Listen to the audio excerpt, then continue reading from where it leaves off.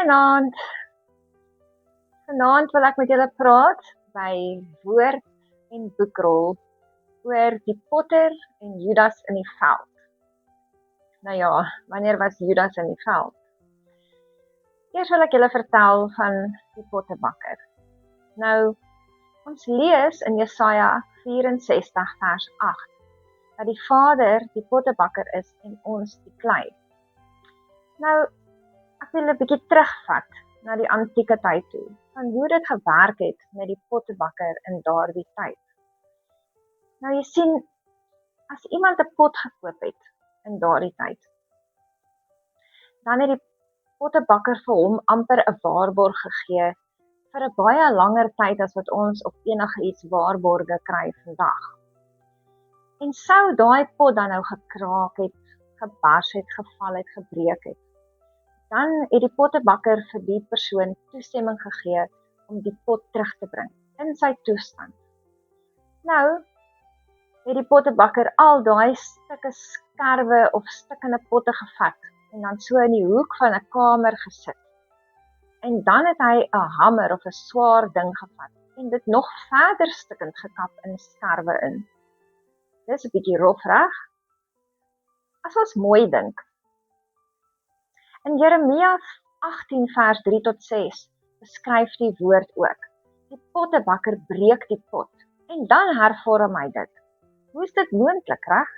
Want as 'n mens tog nou 'n pot gemaak het en jy het hom in die oond gesit en die klei het uitgedroog en dis 'n harde pot, hoe maak hy die pot weer reg? Wat se tipe gom het hulle dan nou gebruik in daardie tyd? Of het dit anders gewerk? Kom ek vertel verder. Wanneer hy die stukke stukkend gekap het en al daai skerwe lê nou so in die hoek, het hy dit iewers heen gevat. Nou, waarheen sou hy dit gevat het? Sien, in daardie tydperk was daar valleie gewees wat reg rondom Jerusalem lê. Vandag nog kry jy die Kidron Vallei, die Pottersvallei, die Vallei van Al-Qadema, en so gaan dit aan. Nou, as jy sou stap van die tempel se openingskant af reg na die muur toe, dan het jy oor die muur gesien, daar lê die Kidron Vallei. En net soos wat die Kidron ingekom het, vandag nog, sien jy Pottersvallei. En reg langs Pottersvallei, hulle lê so teen mekaar, lê die Vallei van Gehenna. Nou Gehenna, ook bekend vandag, as jy gaan toer in Israel, sal jy sien dat Gehenna vandag genoem word Al-Qadema. Nou kom ek vertel julle van die potter. Hy stap met hierdie skerwe en hy gaan gooi al daai skerwe oor die muur, buite die stad. En daar lê die skerwe dan nou in die veld. Maar hoe maak 'n potter dan nou 'n pot net reg, as die potte buite in die veld lê? Nou dis juist die geheim. In hierdie veld brand die son daai stukke skerwe bloedrooi warm en droog hulle net nog meer uit. Dan kom die herders met hulle vee van ander kant die vallei wanneer die reenseisoen naby kom en hulle stap met al daai baie vee, stap hulle oor al daai skerwe op na die heuwels bo. Nou hierdie skerwe word dan nou getrap tot in stof. Jy sien, en wanneer die vee daar bo is en nie onder in die vallei wanneer dit reën nie, sodat hulle nie hulle voete nat hou nie, en hulle is bo die water, vul die water hierdie area van stof wat hulle getrap het nou op. En dan sodra hierdie stof nou weer nat is dit soos klei. En dan gaan die potter al die pad weer terug en hy gaan haal vir hom klei. En hy maak 'n splinternuwe pot. Dan gaan haal hy nou al die mense wie se skerwe by hom gelê het en stukkende potte en gee vir hulle 'n heeltemal 'n nuwe pot. Jy sien, dit is waar die skrif dan nou ook verduidelik van Jeremia 18 vers 3 tot 6 dat die pottebakker breek die pot en daarna hervorm hy dit. Nou in baie van ons se lewens kan ons sê, "Sjoe, dis 'n rowwe seisoen om deur te gaan as jy klei is, reg? Want as jy nou gekraak is en jy stikkend, dan gaan jy nou na die potter toe En dan kap hy jou nog meer op en gooi jou daar in die hoek van die kamer. En jy voel so alleen en die Here is stil en jy wonder hoekom. Maar jy moet net bietjie wag. En dan vat hy jou en hy gaan gooi jou sommer buite die stad oor die muur. En jy voel sommer weggegooi want die Here is stil en jy antwoord jou nie. Wag net nog 'n bietjie. En dan kom die wêreld en hulle trap oor jou en daar's amper niks van jou oor nie en die son bak vir jou en dis veel vir jou. Wag net 'n bietjie. Want wanneer die reenseisoen kom, wanneer die Heilige Gees sagkens kom, soos die reën, en hy kom sagkens jou opvul, en wanneer jy kan sien van binne af, waar die probleem van die kraak gekom het, dan kom die pottebakker, en jy is reg vir hervorming. Nou ons lees baie plekke van stof en waar die Here vorm maak en lewe maak uit stof. In Genesis, ons lees in Genesis van die stof en Jesus het vir Adam gemaak, wat die woord gebruik daar is Jatsar.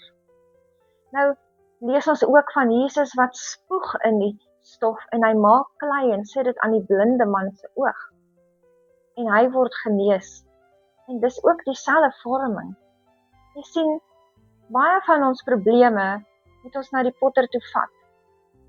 En soms lyk dit bizar hoe die potter ons heel en hervorm. Maar ons moet net vertroue hê in die proses. Ek is seker julle het al gehoor daarvan. Nou, hoe het dit met Judas te doen in die veld? Reg? Jy sien, daar waar Pottersveld lê en reg langs hom lê Gehenna, die Al-Kadema vallei, is waar hierdie storie 'n bietjie dieper raak. Ons weet van Judas wat vir Jesus verkoop het vir 30 sikkel silwer. En hy het hom met 'n kus op die wang so verraai. Jy sien, en Judas het spyt gekry en op daai oomblik het hy die geld gaan teruggooi vir die priesters en gesê, vat dit terug. Maar jy sien, net daarna het Judas uitgestorm en hy het homself om die lewe gebring. Nou ons kry 2 skrifgedeeltes wat hierdie proses beskryf. Baie mense raak 'n bietjie verward rondom die 2 skrifgedeeltes. Want die een sê, Judas het homself opgehang en die ander een sê, Judas het geval dat sy ingewande op die klippe lê. Maar al 2 kom by mekaar.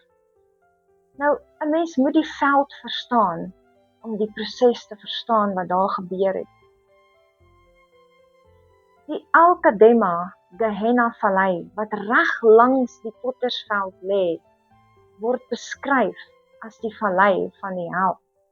Nou mens lees in 2 Konings van Gehenna en vele ander plekke van Gehenna, waar die Kanaaniete afgodediens gedoen het vir die afgod Molech en kinders geoffer het, sodat die vader so kwaad was, dat hy gesê het, hy sal daai ding uitbrand met sy vuur, warmer as wat Molech gebrand het, so koperbees, wat hulle aan die brand gesteek het.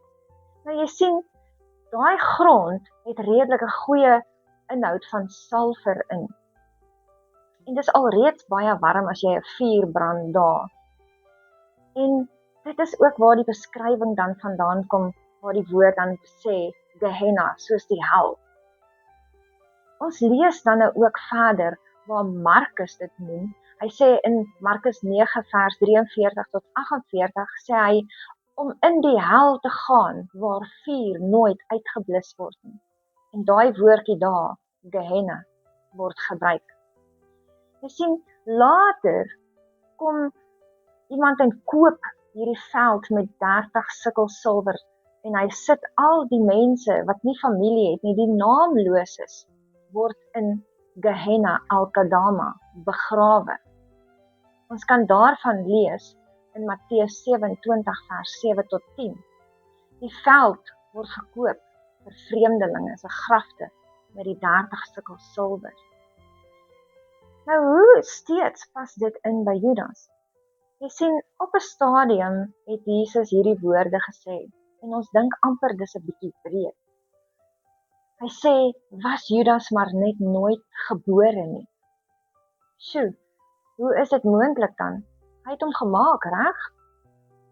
Dit was nie regtig oor die maak van Judas nie. God het Judas perfek gemaak met die liefde in sy hart, soos vir ons almal. Jesus het meer treurig gevoel, sad, hartseer gevoel oor die besluit wat Judas gevat het. Die oomblik waar hy voor die valleie gestaan het. Terwyl Judas as disipel onder Jesus was, het hy geleer van die storie van die pottebakker en hy het dit beter verstaan as meeste van ons vandag, want hy het die proses van die pottebakker verstaan. Daardie proses is 'n proses van genade. Ons lees dit ook verder in Romeine, wat sê in hoofstuk 9, 20 tot 21, sal die maaksel vra, wat maak jy met my? Jy sien, hierdie maaksel, ons, het nodig om soms in die vallei te lê. Het nodig om soms deur die Vader hernuut te word, herbou te word. Want jy kan nie met daai kraak in jou funksioneer nie. 'n Goeie dienaar kan nie water dra met 'n stuk in 'n pot nie. Die helfte van die pad gaan die water uitloop. En jy moet hernu word. En ons noem hierdie proses 'n genadeproses. Nou as Judas uitgehardloop het by daai selfe uitgang van die tempel, dan sou hy nou geëindig het op daai plek waar hy na die twee valleie sou kon staan en kyk. En een sê, daar's genade, maar dis 'n proses. En dis nie lekker nie. Om so herbou te word, meen, jy gaan gekap word deur die Vader. Jy gaan eers uitgewerk word en jy gaan getoets word daar buite. Die wêreld gaan dalk oor jou loop, maar hy gaan jou hernu. En langs dit lê Gehenna, die hel. En jy sien, daar groei sulke bome wat so oorhang oor die muur. En hulle takke is eintlik 'n bietjie bros, want die salfer in die grond se dampe trek in die boom in. Nou sou Judas homself daar gaan hang het, sou die tak definitief gebreek het. En as mens gaan kyk na daai area, vandag nog, Al-Qadema, Gehenna, dan is dit sulke skerp rotse met gate, en selfs om net daar te loop, voel dit asof jy in 'n gat gaan beland, of jou enkel gaan breek.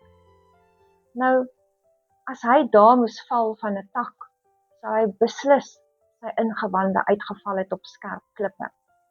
Dis het die skrif altwee van sy situasies verduidelik. Jy sien die veld wat later toe gekoop is vir vreemdelinge waar hy begrawe is, reg in die hel. En dit is wat Jesus bedoel het, is die keuse wat hy gesien het Judas steeds gaan maak, selfs nadat hy hom verkoop het vir 30 sikkel silwer. Selfs nadat hy 'n pad saam met hom gestap het en gehoor het van die proses van genade, het hy steeds besluit, hy gaan ieder hel toe. En dit is wat so hartseer is. Ons lees ook vandag die skrifgedeelte van Jesegiel 37, van die dooie droë bene, wat hy moet sê, staan op, staan op. Nou vandag as mens in Israel sal stap, en buite die muur van Jerusalem langs Gehenna gaan staan, dan het daai pottersveld se naam al 'n bietjie uitgefaseer, en vandag staan dit net bekend as droë bene. Jy sien, daar waar party in die veld geland het, in die proses van genade, en besluit het hulle gee op, hulle wil nie weer opgetel word nie, die son het hulle nou gebak, die wêreld het nou oor hulle geloop, het hulle bly lê, soos droë bene. En dit is die wat God weer lewe moet inblaas, sy ruach, wat hy sê, om daai stof van bene en droogheid weer lewe te gee, wat moet wag vir die reenseisoen, om hulle weer klei te maak, sodat hulle weer hervormd kan word. En dis spreek Jesegiel oor die droë bene en sê, hulle moet lewe kry. En in daai lewe, ruach, kom die gees van God in ons harte. Sien, die gees van God, so sagte reën, 'n sagte wind, 'n duif, soveel simboliek in die Heilige Gees. Maar daai selfde Gees het ook vir Jesus uit die dode uit opgewek. Moenie in die veld gaan lê vandag nie. Moenie lank daar lê nie, maar as jy deur die proses moet gaan om 'n bietjie getoets te moet word, as die wêreld 'n bietjie oor jou loop, moenie opgee nie. Hou jou hoop